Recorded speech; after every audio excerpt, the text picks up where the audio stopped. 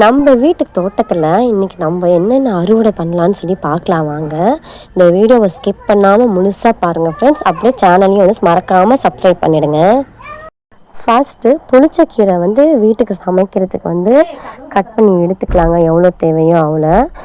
இது புளிச்சக்கீரை விதை போட்டு 1 மாதம் மேலே ஆச்சுங்க. இப்போ நல்லா பெருசாக ஹைட்டாக வளர்ந்துருக்கு, பார்த்தீங்கன்னா தெரியுங்க.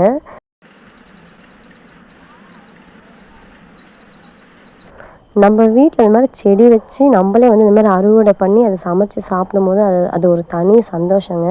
யார் யாருக்கெல்லாம் அந்த ஃபீலிங் ரொம்ப பிடிக்கும் அப்படின்னு சொல்லிட்டு கமெண்ட் பண்ணுங்கள் ஃப்ரெண்ட்ஸ்.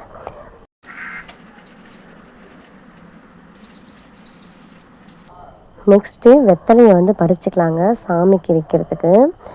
வெத்தலை கொடியும் இருக்குது எங்கள் வீட்டில். நல்ல வெத்தலையை பறித்து எடுத்துக்கலாம். அதிகமாக பூச்சி விழுதுங்க வெத்தலையில்.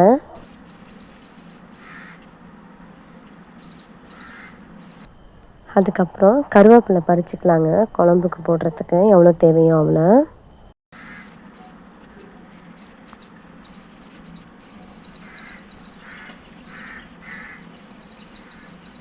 சந்தன மல்லி பூவும் விட்டுருக்குங்க, அதுவும் பறிச்சுக்கலாம் நம்ம.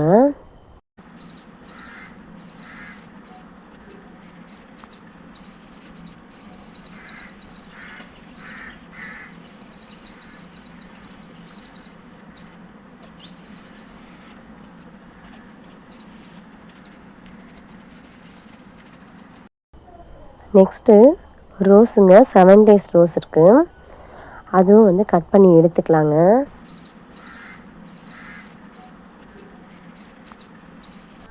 அதுக்கப்புறம் சாமந்தி பூங்க, அதுவும் சாமிக்கு வைக்கிறதுக்கெல்லாம் கட் பண்ணி எடுத்துக்கலாங்க.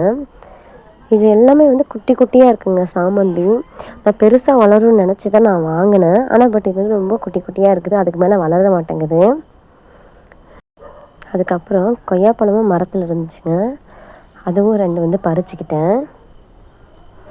இன்றைக்கி அறுவடை இது தாங்க.